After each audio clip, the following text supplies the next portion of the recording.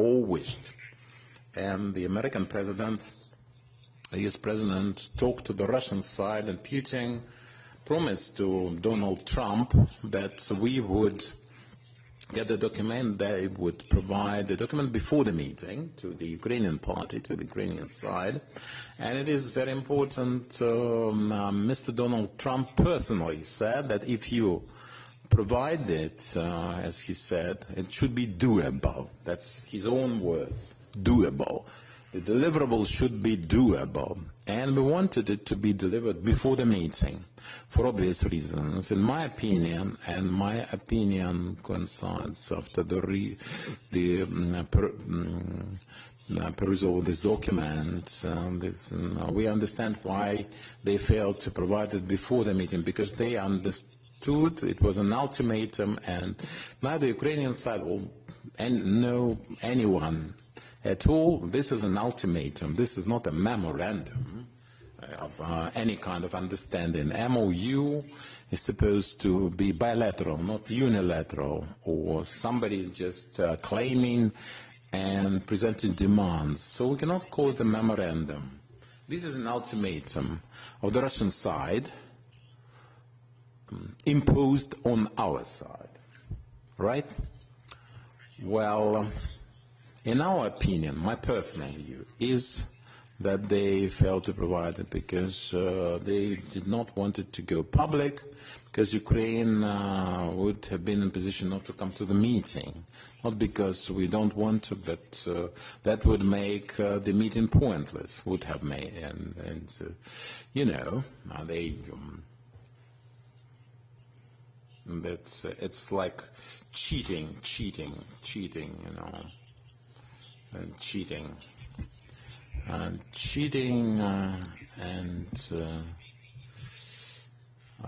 this is con artistry. And in order to demonstrate to the United States of America that this is constructive, their stance is in order to postpone, and that depends on President Trump, to postpone the sanctions or not. All this theater, all this front to give us 1,000 people, to have Ukraine coming, there's no list. It's not constructive at all, like the first time. Why this ultimatum? Well, let me conclude my thought. If it is about an exchange, we've heard exchanges before. It's about more people. It's numerous, but I think that Istanbul 1 is no different from Istanbul 2, the same ultimatum and the same demands they voiced back then. Now it is on paper. It's in writing. The same thing in writing. So this is not doable by any means. So they're postponing as much as they can the sanctions, because they're afraid of the sanctions in question, and exchanges can be done through leaders, group leads, by phone, and 500, 300, 1,000, 3,000, it can be done. This is technical for the teams involved, regardless, because everyone wants to exchange. They have, perhaps they don't care, but people couldn't care less, but there are some families who would like to bring their loved ones back. This is not any kind of concession. This is not a favor they're doing us. This is the military exchange for the military. That was just a demonstration of diplomacy. Why we keep calling it an ultimatum? I would like to refer you to the language of this document. You had it. Well, number one, it is in Russian. We provided this document in the Ukrainian and the English version. I have the Russian original. International recognition of the Crimea, Luhansk, Donetsk, People's Republic of Zaporizhia, and Kherson Oblast, and withdrawal of the armed forces from the said regions and recognition of them as part of the Russia. This is really an ultimatum. This is against the UN Charter, clearly. It's against any kind of reason and constitution of Ukraine to boot. And they are aware of that, and this is the best prize, the biggest prize for Putin for starting the war. This is his reward. And Putin said to Trump that promised to make it doable, but this is not doable. Even they want it, it's a wish list, but this is not doable by any means. Now the second point is Ukraine's neutrality. Ukraine's neutrality and its refusal to join any military unions, alliances, coalitions, and prohibition of any kind of military activities of the third countries, the territory between military bases, military infrastructure. So, well, 2014, when Putin took the Crimean part of the Donbass, the Ukrainian Donbass, and that was the unaligned status affair. This is not doable, and this goes against any kind of logic. They started their invasion when we had the non-aligned status effective. Nothing to discuss. So he wants this to use, by all means, to use occupation of our country. Now about NATO. Why? Well, we presented a document for discussion. It says that it is in the Constitution. This is the issue. It depends on the allies. It depends on all NATO members. That's their goodwill, whether to engage, and they need unity for that, as we know, to invite Ukraine to join NATO, and by the by, not to invite us, to refuse to, they need unity to turn us down. This issue can be raised, but to see no future for Ukraine, the alliance, they need unanimous voting in favor of this option. This is very important, mind you. Now, the third point, the third item, so refusal to conclude any international agreements. This is just cutting on our sovereignty. Any kind of state, Ukraine is not an exception, it's a sovereign state. And this is violation on Vienna Convention on the right of 1969, the right to conclude the international agreements. The document was drafted and prepared of the low-level functionaries, and the team from the Russian side participating in this dialogue with Ukraine is not of the right level. They are not just not decision maker. They have no knowledgeability, no expertise as regards the international law and the Ukrainian legislation. There's no expertise enough. It's insufficient. And then again, when they ask us to leave any kind of alliances, I commented on the alliances. Russia, that is now in the collective security organization of states, so the KAB, and they should leave it.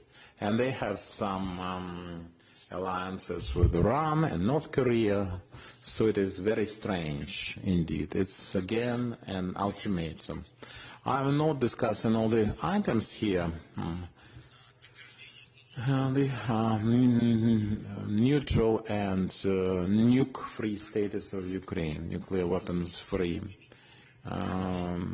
prohibition of transit, placement, and actual engagement of this weapon. This is spamming. This is spamming. This is just to make believe. This is just a smokescreen for the inexperienced electorate. What kind of nuclear weapons we are talking about? This is political PR. Sheer PR. We do not place and do not possess any kind of nukes.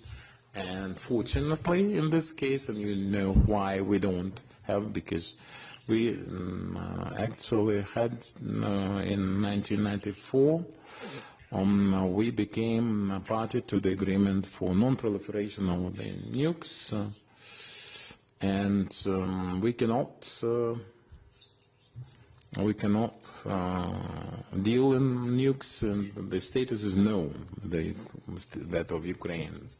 They should stop proliferation covering the territory of Belarus with their nukes. But this is clear, this part is clear. Now about the armed forces of Ukraine, and our some kind of formations, military, and disbanding of the nationalist formations, and the private military companies. We have no private military companies to speak of in the Ukrainian armed forces. Azov is the National Guard, part of the National Guard. And if they discuss private armies, we have no private armies, we cannot have them. It is not allowed by the legislation, but that gives me some for thoughts. And they have the Wagner-like groups, and they recognize that they have such private military companies operating Wagner notoriously, but now they recognize that they have them. And I'm not discussing all the items, specifically the Russian language. We have the official language, it's Ukrainian, and they stay concerned with the Russian-speaking population. It looks very strange because they have destroyed and keep destroying en masse the regions where the majority of people used to speak Russian or Russian and Ukrainian in parallel. So this and bloody ultimatum, and that is what I see here, concluding. They are prepared for the exchange because they need the exchanges. We are prepared to exchange, but we cannot continue any diplomatic contacts at the level that is not decision-making at all. I think is pointless. It's my opinion. In my view, the exchanges are ongoing and should be ongoing. The Russians are not ready to arrange for any ceasefire. They cannot make such decisions. They are not empowered. It's for the leaders to decide. That's how they presented it to us. That's a different level of decision-making. All right. And my proposal is, we suggest, and I think our partners can support us there, we suggest to the Russians to have ceasefire before the leaders' meeting, till the time of the leaders' meeting. So we are prepared to have this meeting to avoid any kind of speculations and insinuations. It's up to Russians, Istanbul, Vatican, Switzerland, any venue, from Monday on, any day. Why ceasefire till that meeting, a leaders' meeting? Because we'll have a meeting if we don't fail to reach any kind of understanding. There's no desire, will to de-escalate. There's no vision of concluding that. We can do that on the same day and conclude. That's the Russian unilaterally. You do that. We'll leave it to them. If we can continue talks, the dialogue, and are prepared to make the de-escalating steps, well, then we will.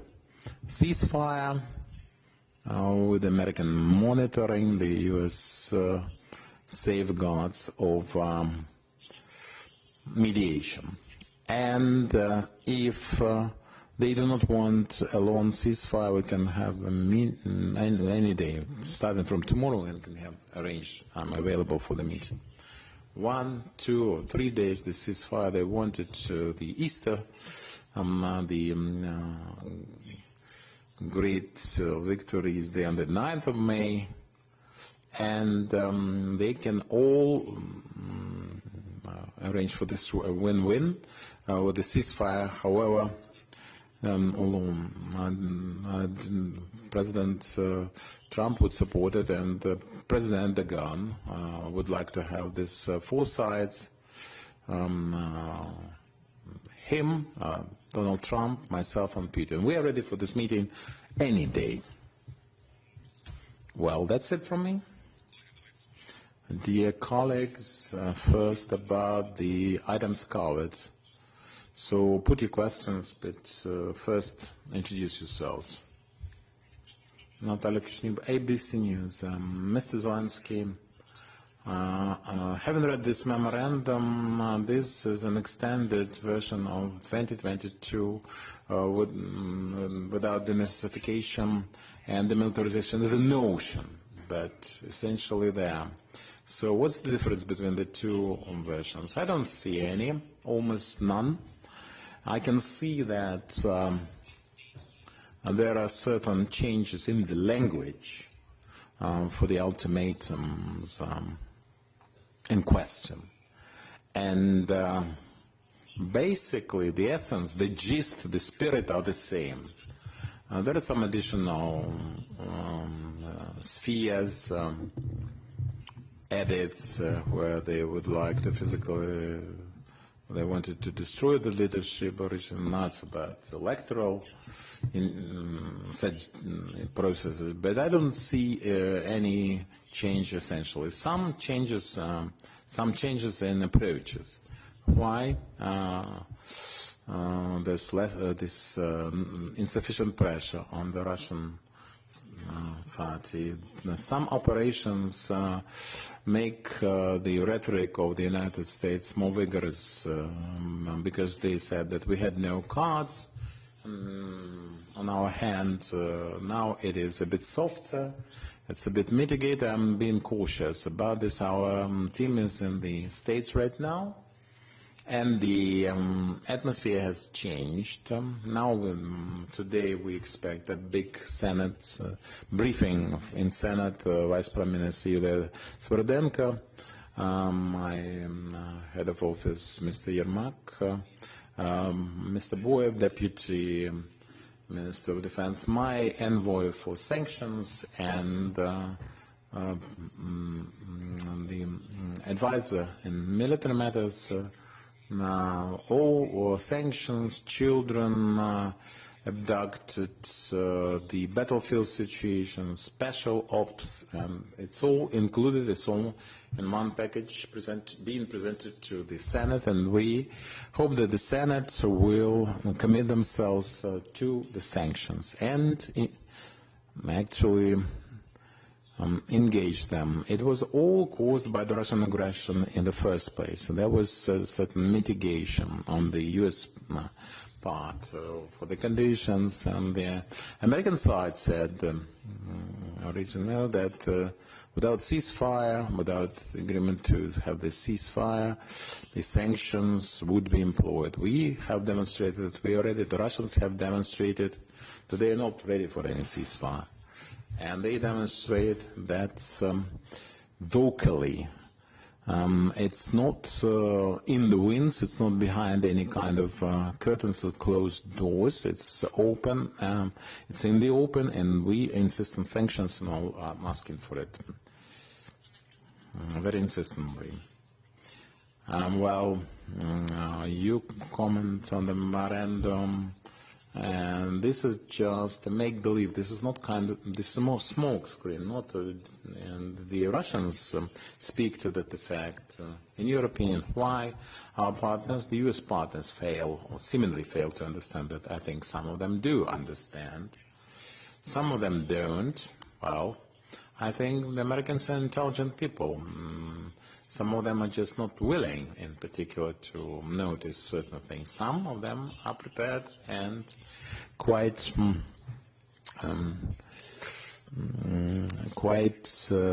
decisive in that realization. For the political compromises, I understand that some people would like to work on a soft pause and not to shut any doors for the opportunities. But Russia is is a house with too many doors. Why should they have so many doors? And Ukrainians, who never attacked anyone, have just one door, a narrow one.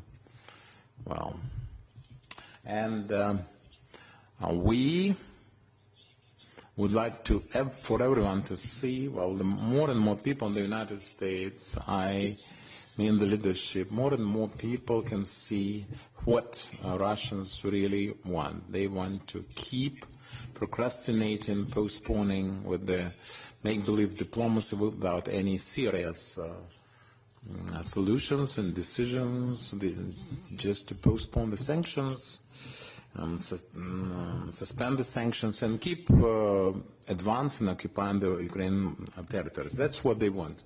Yes, please. BBS. Volodymyr, so the BBS News. President, you mentioned that your team is now in Washington, D.C. They've had some meetings with Mr. Rubio, Mr. Kellogg, Witkoff, senators today. They're making a big briefing.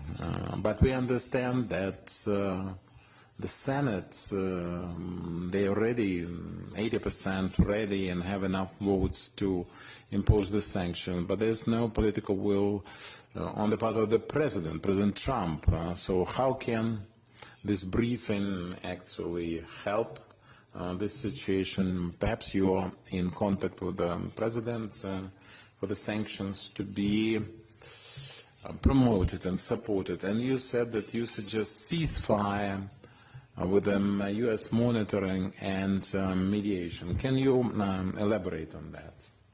Well, first of all my talks with President Trump are public. One way or another, some of the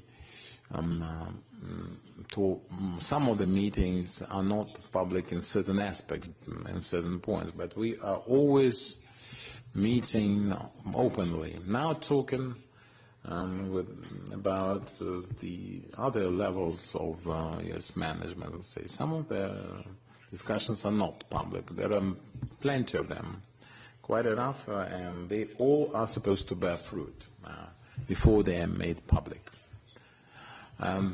This is my second point. About the sanctions, we understand that the Senate is ready for that, and we heard yesterday not just the senators, but Congress people, and the Speaker, Mike Johnson. I had no meeting with him, but that's his stance, his position, and I'm happy to see that. But the President Trump is supposed to be ready. And his latest signals were about giving them another chance, the Russians another chance. But for us it's important that the Russians promised him to deliver a doable document. It is not doable. It's not my political will, my political agenda, which is a very important point in its world. I'm not difficult.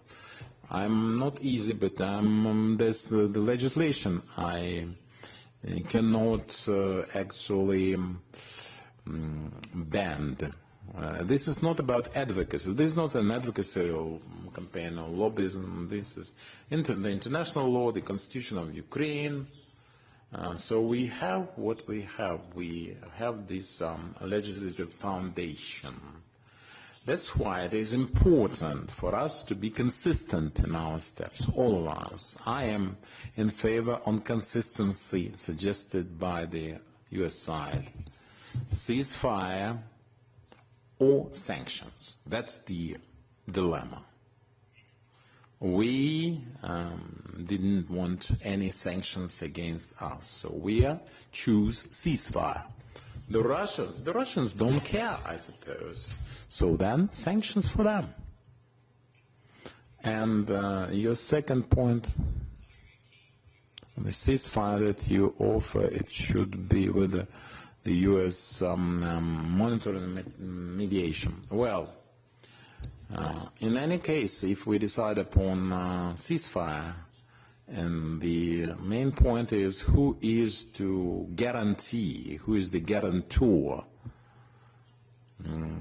who is the mediator in order to say that this side violated, that side violated. So it's for violation of ceasefire and then get sanctions. And in Istanbul 1, Istanbul 2, we discussed that the US can monitor this and mitigate through mediation. But this is mediate, basically. But this is a technical issue. I think they would agree. Technically speaking, they are the only ones who are in position, who are capable of delivering there. And that's why the leaders should meet in that form. That's my opinion, anyway. I think that we have to demonstrate this will to have a ceasefire. This is a good idea. Till the meeting. And at the meeting, we will discuss the monitoring format, because there are certain things which are technically well monitored regardless of the parties' stances. Of course, the range of weapons can be controlled. The missiles not flying, and the UAVs not flying, no warships, no attacks against seaports. This is technically easy to control. The battlefield is different.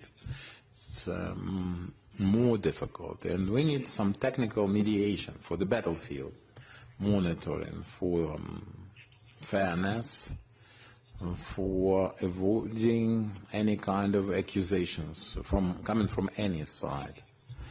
Any of the two. We can control the drones on the battlefield, but they will say that they violate, they would say that we violate, it's our word against theirs. That's why we need a mediator, but to demonstrate the will. Now we can do that before the leaders' meeting, and the Russians cannot argue against that, because they have done this, they've been there twice, unilaterally, though they kept attacking, but that was their unilateral announcement, and they wouldn't say that it was impossible without the US partners. So we have to first understand that they are prepared to conclude this war. They have the will, and present a way. So we think that we should cease fire before the leaders' meeting, unconditionally, because we are ready. Tomorrow, Istanbul, Switzerland, Vatican, tomorrow, day after tomorrow, at the end of the week, at the beginning of the week, any day, we are open, but people should understand that the peoples, the European nations, Ukraine, and all the world, we have the chance for the world, for peace, and the parties have arranged a temporary ceasefire before the meeting. That's the proposal. That's the precedent, basically. And we could do without it if people in Istanbul on the Russian side are constructed. But they are not. So, Spilne, public broadcaster, about the memorandum, are there any items that Ukraine can consider as a draft? And you said that that memorandum should be, had we received it earlier, we wouldn't have had to go. Well, the Ukrainian side said there's nothing on the table. This is the ultimatum. But otherwise, there's no proposal for the escalation. So my question is this. If you have meetings for the delegations, does it mean that Istanbul 3 will never ensue? If we want to be substantive, I describe the format, not the ultimatum we have on the table. It's not about the items in this document. It's not just about some items that we disagree with. I can go one by one through the list. It's not about some of them being doable. The whole spirit of this document is that of an ultimatum. We have to change the spirit, and then we can do it differently with some aspects about people, about territories, about the escalation, ceasefire, and so forth. But if you don't want to do it, you produce this language.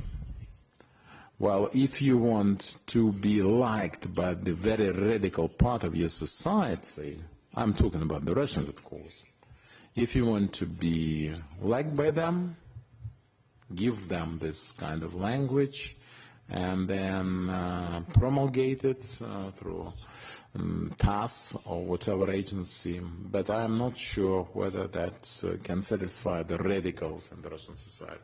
They just want to destroy all Ukrainians with the nukes and then get to Europe. They are open, that children, you heard them talking about the children. I cannot even quote them. The European women, that's their position. About territories, it's their position. Ukraine, that's their stance. Will go till Berlin. Well, you know this narrative. It's sad to see it, to see that kind of approach. Another short question about the land force commander. Have you identified the candidate? No, not yet. New York Times. Thanks. I just want to be clear. You're proposing today that you have a ceasefire and then a leaders meeting, but I assume you would take a leaders meeting without a ceasefire. And then, just real briefly, you've laid out here how far apart you are. What makes you think at a leaders meeting anything would be different?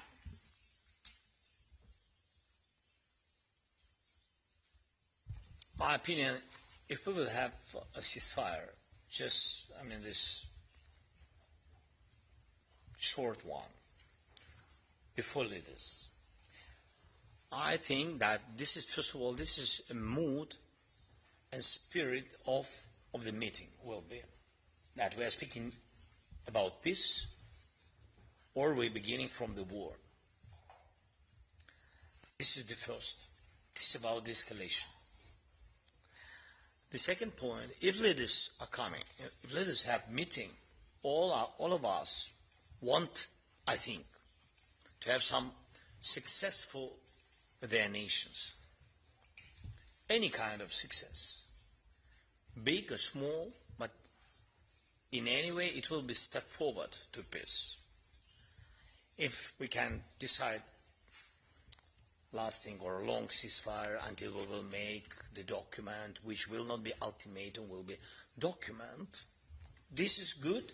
It's not, something what we dream each day, yes, about, but it's a big step to peace, very big step to peace. The second point, if we speak about humanitarian issues, if we speak about children, how to get back thousands of children, it's not about day, week, month. I don't know how long it will be. Really, it's a pity. But some children can be adults. I'm sorry, but I want to underline this. So that's why, as early as we can start this discussion and find mechanism how to get back children, yes, as early as possible, we have to do it. That's why I think if on the level of leaders you have political decision of ceasefire, then prepare technical groups for prepare the document which will bring us to the end of the war. Then children, then exchange all to all. If on the level of leaders we will say all to all, so this is the last chance.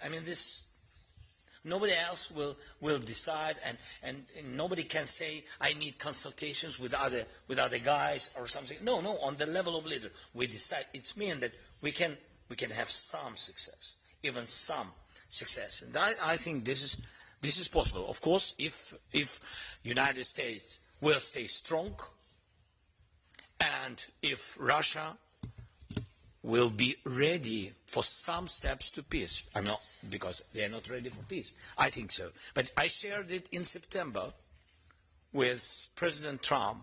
He's not yet president-elected, but I shared with him, I think that Putin personally doesn't want any kind of peace, only ultimatum and only full occupation of Ukraine, Belarus, Moldova, Latvia, Litva, Estonia, Kazakhstan. I think Kazakhstan can be earlier. Sorry for the word can be. I mean, this, God bless, nothing will be with their sovereignty. But I think that he's moving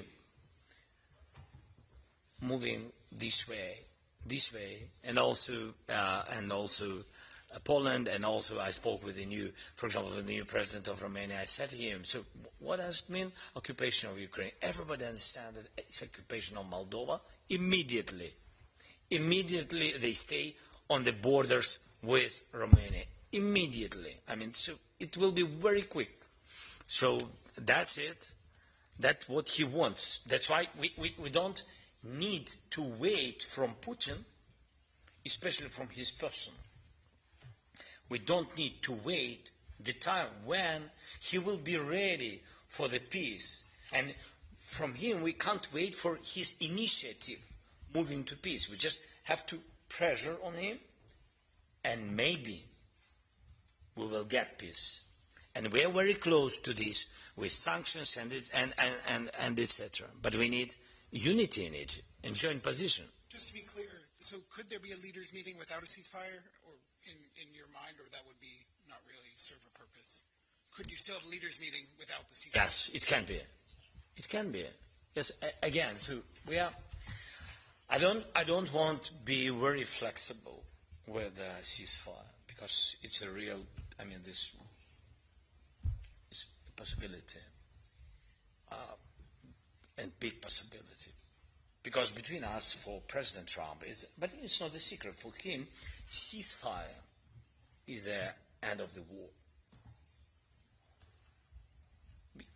It's true, but it's really big. It's a really big step to the end of the war. I think so. With Russians, I think so. But even if there is no ceasefire, I mean, if your question is directly, are you ready for the meeting on the level of leaders before ceasefire? So if I will tell you not, it means that, I mean, so Russians immediately will say, so you see they don't want, I mean, that's why I don't play this game, let's think about it, or I will think, and a little bit later, and etc. No, if they're not ready for ceasefire, but ready just for meeting on the level of leaders, okay? But my position is better to have ceasefire before. It's a spirit, as I said, it's moving to peace. It's a topic of our meeting, how to continue such ceasefire and other de-escalation steps, or not to continue. ICTV. Христина Гавриш, телеканал ICTV. Christina Havrish, ICTV President. We haven't seen any public response to the web operations from Donald Trump. Perhaps it has been made public, but Keith Kellogg said that was Ukraine's raising risks in this war. Can you comment on this? It is very difficult for me to comment on Donald Trump's position, President Trump's position. We haven't heard his position, but we have heard from some people, let's say, from his close circle. I think that's their shared position. Well, it's my guess anyway. So the United States, we're still hopeful, and we will hear from them. We know that it is absolutely just and fair. We never targeted any civil infrastructure and children like the Russians do. Nothing of the kind, right? And we have done things just and fair for the intelligence services of any countries, all the jurisdictions, serious in this business to say that this is the highest level imaginable for such an operation, special operation. With your permission, another question about Sumy region. We can see some intensive developments with the Russians. They will do that. They will keep trying. There's nothing new there, no surprise at all. The military know what to do about it, and they are doing their thing as much as one can expect. They're doing their best, but which direction or offensive they will choose, we can't know. But our guess is Sumy.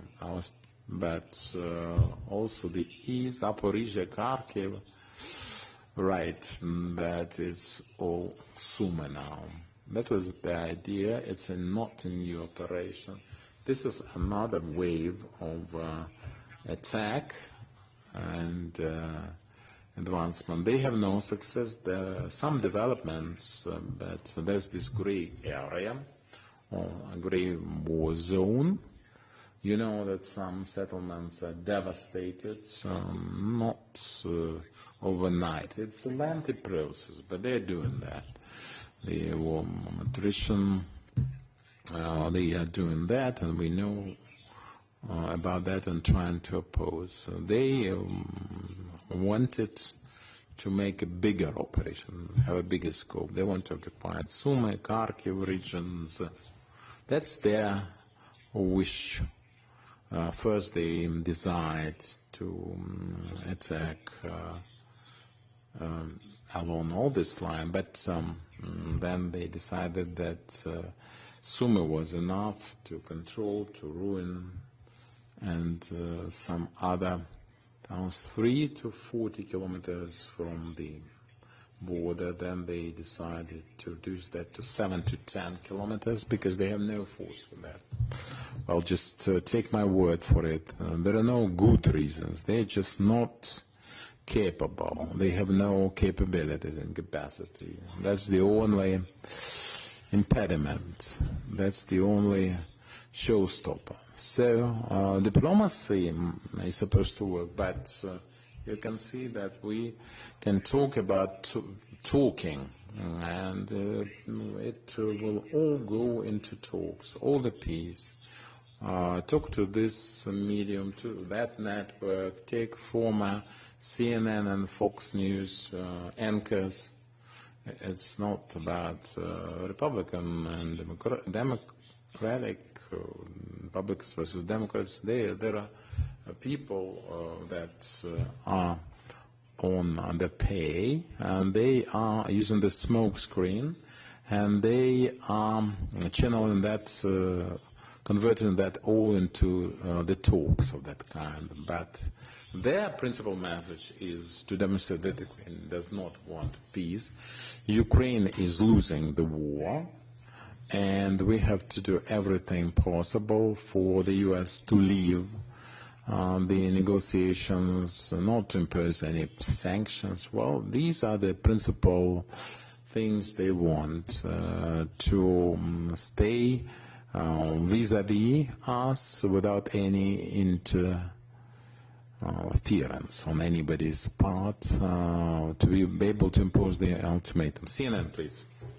Victoria Butonka, CNN. Do you feel the political will on the part of the U.S. to continue this mediation?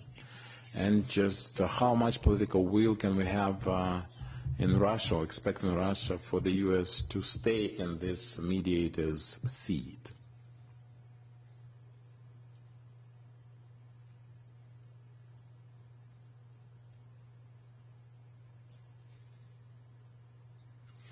Well, for example, in Turkey, there was a demonstration of this role for the U.S. The Russians did everything to actually squeeze them out of the venue. They did it once. Everyone was surprised, astonished,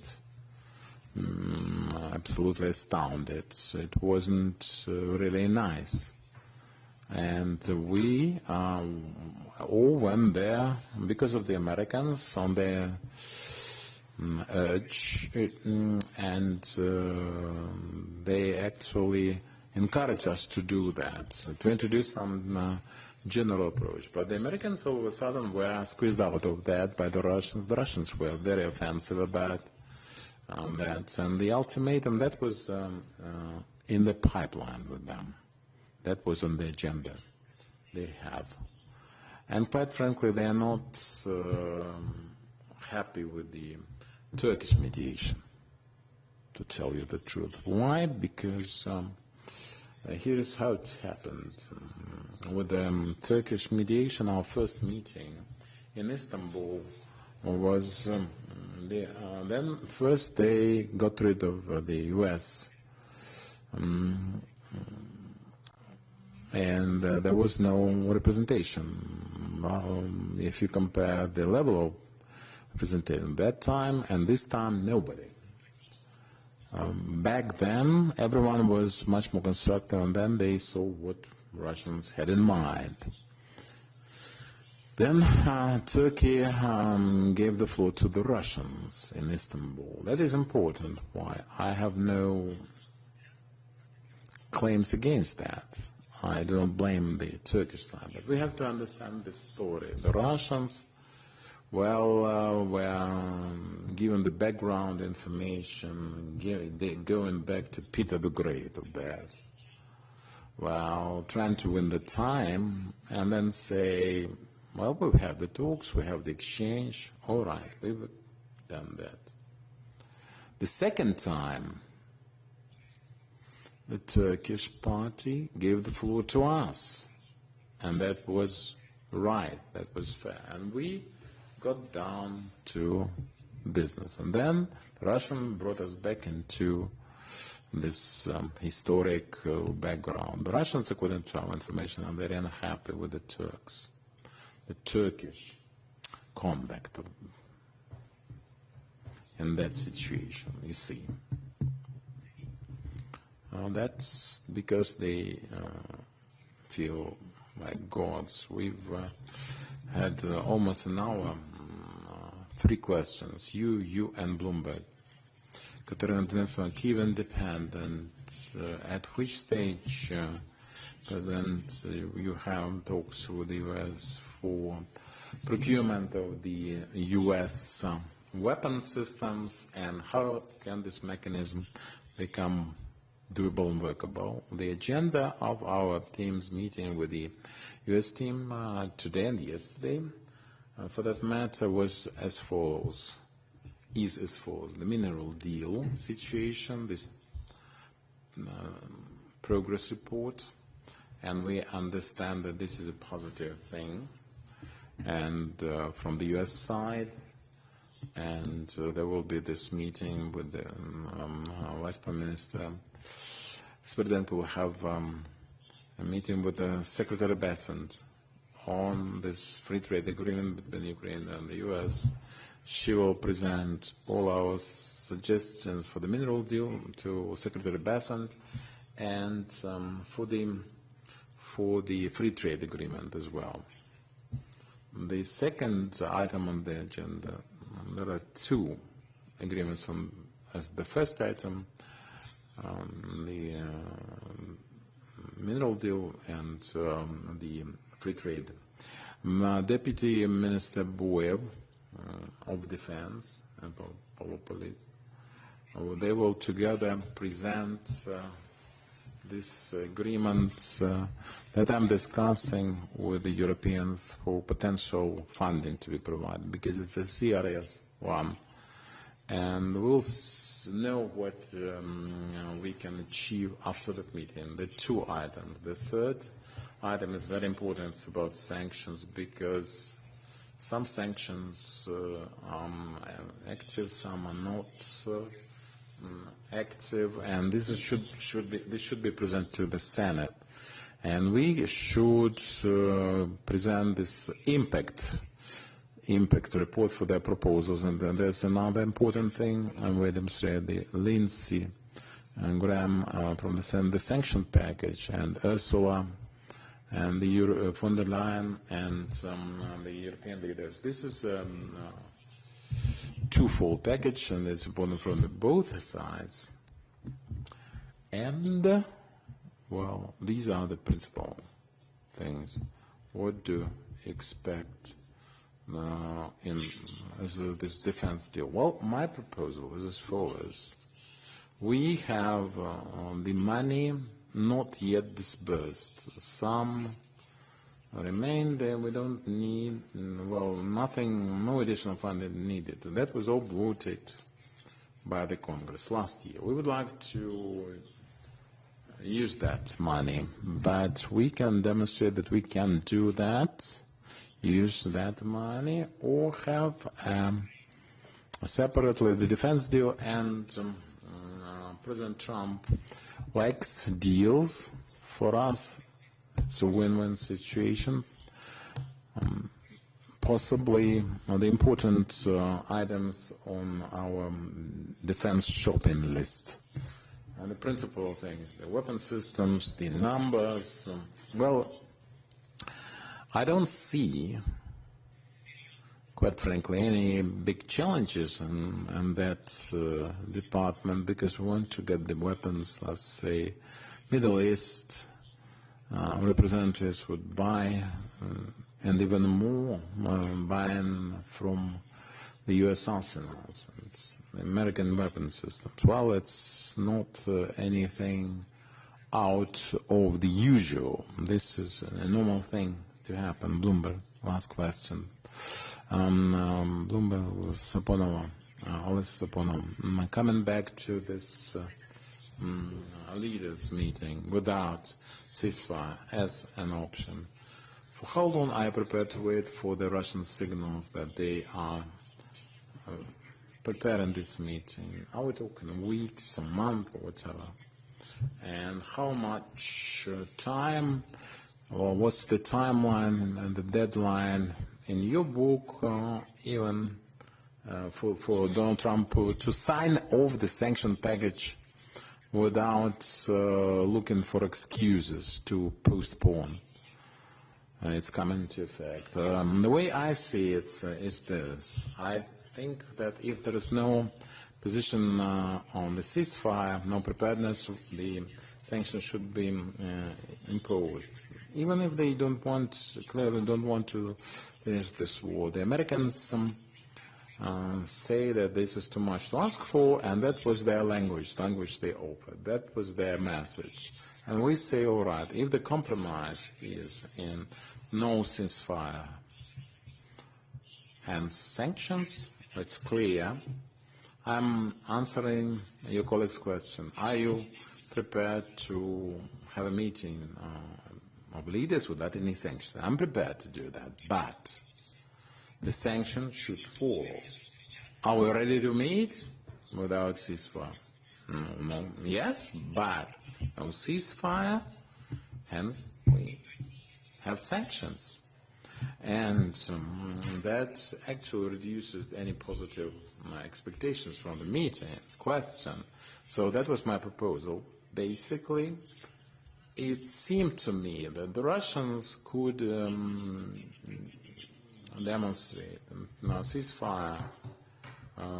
We don't know how much time should elapse, but that is a window of opportunity potentially for,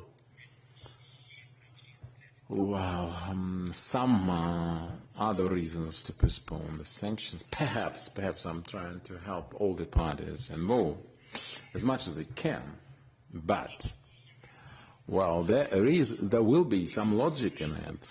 In that case, if they have no ceasefire and no sanctions fall, there won't be any logic in this case. So I'm trying to look, in my mind, for some reasons for their format to somehow this.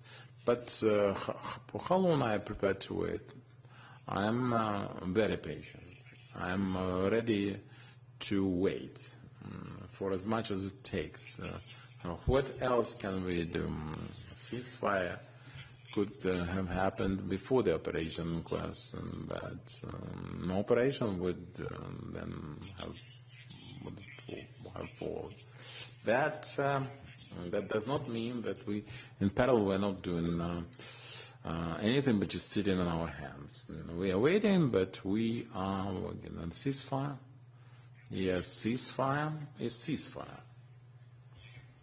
How else can we interpret this? Well, we do not, we are not weighing with you the legs and dislikes that we have. We have to opt for some rules. I think if the rules are the same for everyone, they should be the same. Violation is a different matter. If they violate, we can also do the same. How they do it and how we do it, it depends on what we have in we haven't violated anything. I think we have not yet violated anything. Nothing. We have to thank President for his time now.